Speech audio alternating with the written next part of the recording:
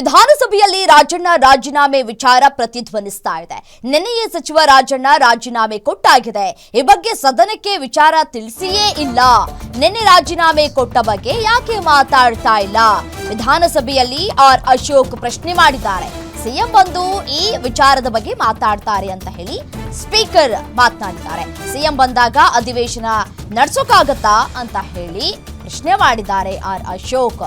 ಸದನದಲ್ಲೂ K N Rajanna ಅವರು ರಾಜೀನಾಮೆ ಕೊಟ್ಟಂತಹ ವಿಚಾರ ಇವತ್ತು ಪ್ರಸ್ತಾಪ ಆಗಿದೆ.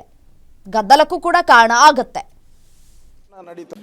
ರಾಜಣ್ಣ ಅವರ ನಿನ್ನೆ ರಾಜಣ್ಣ ಅವರ ವಿಚಾರ ನಾವು ಪ್ರಸ್ತಾವ ಮಾಡಿದ್ರಿ.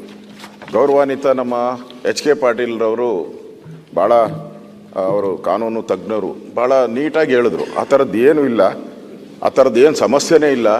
ನೀವು ವಿರೋಧ ಪಕ್ಷದವ್ರ ಪೇಪರ್ಗಳೆಲ್ಲ ನೋಡ್ಕೊಂಡು ಮಾತಾಡ್ತೀರಾ, ನಾವು ದಾಖಲೆ ನೋಡಿ ಮಾತಾಡ್ತೀರಿ, ನೀವು ಪೇಪರ್ ನೋಡಿ ಮಾತಾಡ್ತೀರಾ ಅಂತಂದರು. ಅಲ್ಲ ಒಂದೇ ಇಲ್ಲ ನೋಡಿ, ಸದನದ ನಮ್ಮದು ಕರ್ತವ್ಯ ಆದ ತಕ್ಷಣವೇ ಒಬ್ಬ ಮಂತ್ರಿ ಅವ್ರನ್ನ ವಜಾ ಆದ ತಕ್ಷಣವೇ ಈ ಸದನ ನಡೀತಾ ಇದೆ. ಈಗ ಸದನ ನಡೀತಾ ಇದೆ.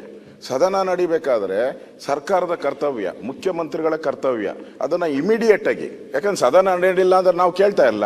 ಸದನ ನಡೀತಾ ಇದೆ, ನಡೆಯೋವಾಗ ಹೇಳಬೇಕು.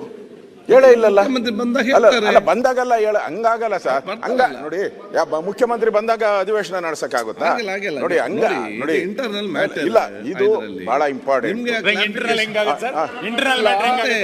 ರಾಹುಲ್ ಗಾಂಧಿ ಅವರು ಬೆಂಗಳೂರಿಗೆ ಬಂದು ಚುನಾವಣಾ ಆಯೋಗದ ಮೇಲೆ ಆರೋಪ ಮಾಡಿ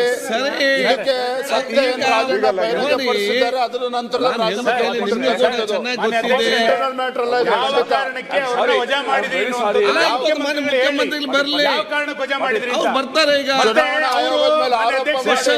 ಅವರು ಹೊರಗಡೆ ಏನ್ ಹೇಳಿದಾರೆ ಅಂದ್ರೆ ಇದರಿಂದ ಒಂದು ಷಡ್ಯಂತ್ರ ಇದೆ, ಒಂದು ಪಿತೂರಿ ಇದೆ ಅಂತ ಹೇಳಿದಾರೆ. ಯಾರು ಪಿತೂರಿ ಮಾಡಿದ್ರು, ಯಾರು ಷಡ್ಯಂತ್ರ ಮಾಡಿದ್ರು ಗೊತ್ತಾಗ್ಬೇಕಲ್ಲ. ಒಬ್ರು ಮಾತಾಡಿ.